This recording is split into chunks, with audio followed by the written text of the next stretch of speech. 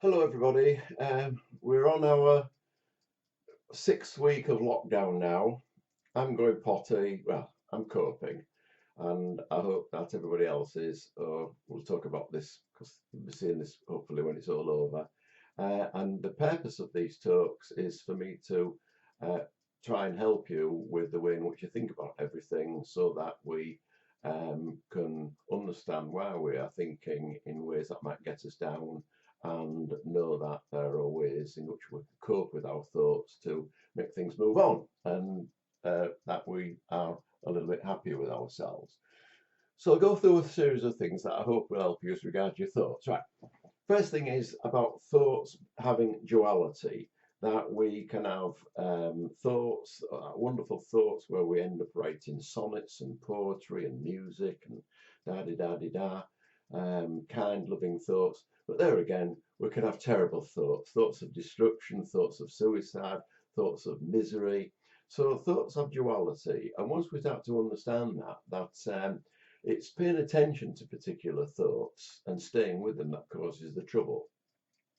And when we don't take our thoughts seriously, particularly the ones that are obviously upsetting us, then it, in other words, we don't give particular thoughts particular attention, then those thoughts move on. And like a bus, when a bus has gone, another one will come along, and hopefully with the chance of that next one being a better thought. So that's the duality thing, is that they can be good or bad. Don't pay attention too much to particularly the bad thoughts, because doing that increases the chances. Well, it's a natural thing, is that another thought will come along. Um, I used to be in manufacturing, and so the metaphor here is to do with that we are the equivalent of a thought factory. So we produce thoughts in our thought factory. And when we have bad thoughts, then we should not look outside of the factory as to that being the cause of these bad thoughts, because we are the factory that produces the thoughts. Um, and each thought comes with a kind of a feeling. So a good thought, good feeling, bad thought, bad feeling. In that sense, thoughts can have a toxic effect, because if they are bad thoughts, we get bad feelings, and the bad thoughts say of hatred, jealousy, fear, they produce bad chemicals in our body. Whereas good thoughts will produce good chemicals because of say serotonin. So it's helpful to know that we are the thought factory, and whilst that is a great thing, we also know that when we're producing bad products, and I say in effect that we might as well sometimes be producing hammers, because we like banging ourselves over our head with a hammer every time we have a bad thought. We don't have to produce hammers when we can produce nice things in the factory. So there is a good and bad side of thought, and thoughts of fear and hatred that I mentioned, or jealousy. The snag about those type of thoughts is that they do lead to divisions between people, between communities, between countries, and that is division, and it can lead to war. And if you were thinking about thoughts like being walking on one side of the road as walking against another, which side of the road do you think you would walk on it? And it seems simple, like you think, well, I'd rather walk on the side of the road which has the good thoughts. But it's not as simple as that, because without knowing it, sometimes we can be having a bad thought going through our mind, and not realizing that we are on the wrong side of the road. And it is using our consciousness to awaken ourselves to the fact that we're on the wrong side of the road. In other words, we should be more aware of not being blind to what thought is and what thought can really do. So thought is not a trivial thing, and in that sense, good thoughts are brilliant because they do help us. But thoughts can make us or break us. And I've mentioned before, when I've written or talked to people about my fire engine story, about the fact that at one time I was driving along with my wife and the kids in the car, and a fire engine on the other side of the road came towards us. It veered off its track. It was out of control, and as a result, well, I swerved out of the way, um, and managed to avoid an accident. And what I'm saying here is that we don't have to consciously be worrying all the time and alert all the time and anxious all the time and like monitoring our thoughts, because when something like that does happen in real time, the uh, the our awareness does jump in to tell us to get out of the way, because that type of thought is real, and there is a difference between real thoughts like that in real time, and most of our thoughts are not in real time. Like after that event, I would be driving along, and if a fire engine came towards me on the other side of the road, I realised it was not real. It wasn't swerving towards me, and so I knew the difference.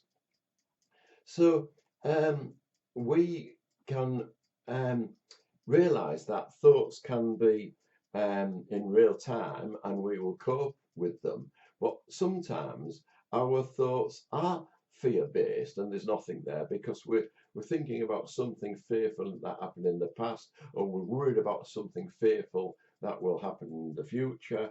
And that is not in real time. That is just a thought about a thought.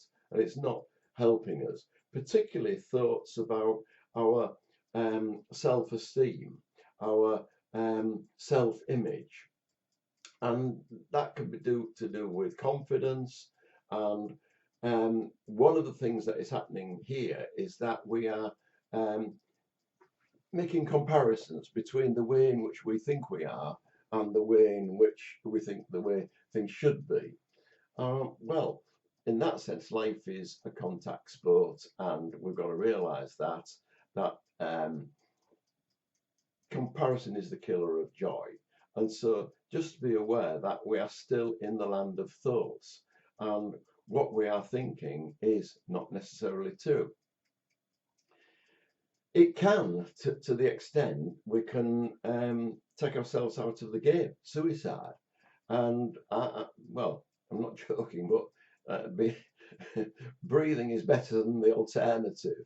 And the alternative is to stay in the game, because although we do have bad thoughts which can lead us into despair, if we can see that the thought can do this and that it is a thought, and that we can basically go and do something different, or have the understanding that a thought will eventually pass, that what seems terrible and the pits will eventually evaporate and move away.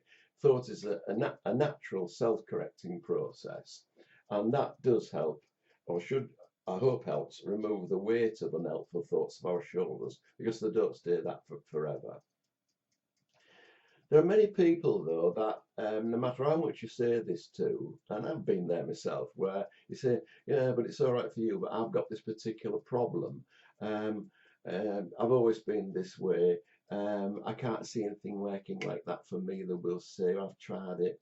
And those are just negative beliefs, and they do shade our view of the world.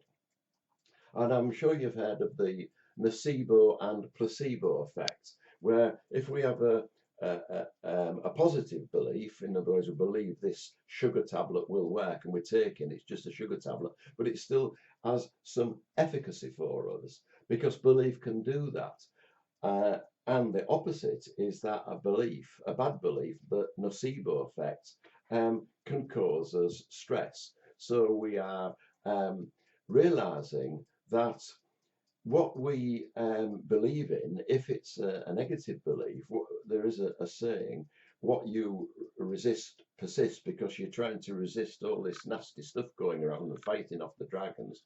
Whilst you're doing that and involved with all that kind of realness in your mind, that realness, which is not realness, will persist. So again, if you leave thoughts alone to that extent, they will dissolve. And there are thoughts which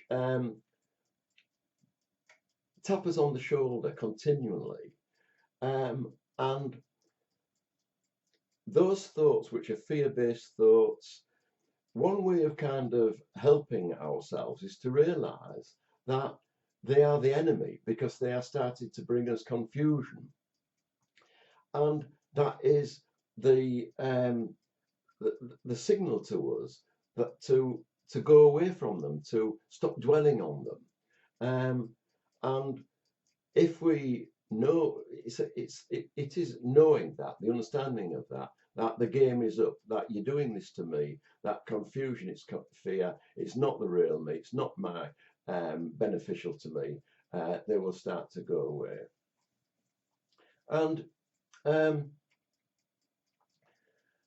the, the, sometimes therapies which deal with thoughts as if they are things tend to keep those things there, and they are not things, they are thought forms. And the more we understand that, the more we um, release ourselves from the torturous power that they can have over us. Because if we are with them, then we're going on the roller coaster of emotions, that we're going up the gradient. Oh, what's going to happen when we go over the other side? Oh, it's terrible, we're going down, we're going to die. And once we start to see through that roller coaster of emotions for what it is, for a thought form, then the roller coaster tends to flatten out. And that, in any case, it's not a roller coaster because we're all moving along with the flow of life anyway. Um, so leave the thoughts alone of the roller coaster, they will go away. But we do take some thoughts seriously. And I remember when I was a kid, 9 years old, um, and I remember this particularly because um, it was the Queen Elizabeth II coronation, 1953. I was 9. And what happened was all the parents came to the school, and at the break time, we went out and had some sandwiches and given a coronation mug and had some fizzy drinks. It was all very nice. But prior to that, to keep us occupied, the teacher had given us some arithmetic sums to do, and all the kids in the class finished them according to me, except I couldn't, so I didn't know what I was doing, and I got upset. And my mother eventually came through out to the playground and said, "Oh, everybody else has finished, come on." And I thought, well, I am that stupid kid. And there I was, judging myself at the age of 9, and staying with the thought that I was backward, I wasn't as good as the other kids, and quite simply, all the other kids had just kind of got halfway through the test and decided, you know, I'm not doing this because this fizzy drink's outside. So again, it's not necessarily as whether we're 9 or 99, we can still have torturous thoughts like that. So the key to getting out of jail with this is to realize that our consciousness can cause us to be like that, or even our subconscious, things that pop up, past fears and things like that, and causes confusion. And particularly with our subconscious, what could help us here is the fact that our subconscious doesn't know the difference between fact and fiction. And that being the case, in other words, our subconscious believes what we tell it, then why should we take heed of thoughts like that popping up? But they do. But we can just basically realize that again, it's bringing us into a state of confusion that is to do with fear. It's the opposite of love, and that is not the kind of thought pattern that is going to help us. The lesson here is to stop taking ourselves seriously, because when we do take ourselves seriously, we're always looking over our shoulder. It's as if we've got a judge standing behind us. Now, have you ever tried to do anything properly when you've got somebody watching you? It's very difficult. So, the antidote to this is that when you're doing something meaningful to you, so you are totally absorbed in doing what you're doing. You're doing it to the best of your ability. You're doing it because there's no confusion there. You're doing what you love. There is no fear there. You're doing what you love. And immediately you go into the pattern of mind as your ego or your internal policeman is coming along and observing you, then that spoils the whole process. Again, that is the unhelpful types of thought. So the lesson here again is no amount of worry enables you to do things better. In fact, just the opposite. And as I said before, with the fire engine story, you don't have to worry about being alert when the time comes for you to need to be alert, because your consciousness will then waken you in real time to take proper action. But most of us are up in our head a lot of the time, about things that aren't happening, and clouding our mind and making us less ready for our mind to be available when it needs to be available. So what does it say to us all, others, when we are starting to get frightened of our circumstances? Well, this is a bit like needing to remind ourselves that our circumstances are a bit like us looking through a window upon a beautiful garden beyond. And instead of seeing the beautiful garden beyond, we're looking at the stains on the window, the dirt on the window, or the blemishes in the window, which is all our thought forms. And basically is to remind ourselves that that is blocking us from our innate state of wellness, which is basically what is beyond those thought forms which are obstructing our understanding. And this is why people have said before, oh, stress. In other words, other gurus have said stress doesn't exist. Can you carry it around in a wheelbarrow? Well, no, you can't. And you can't carry thoughts around in a wheelbarrow because they're just thoughts.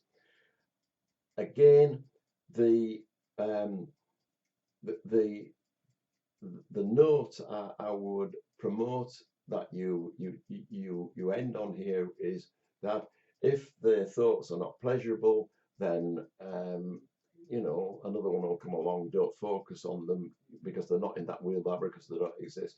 But if our thoughts are pleasurable, then fill your boots. So we don't need to torture ourselves. We can just keep on with decent thoughts.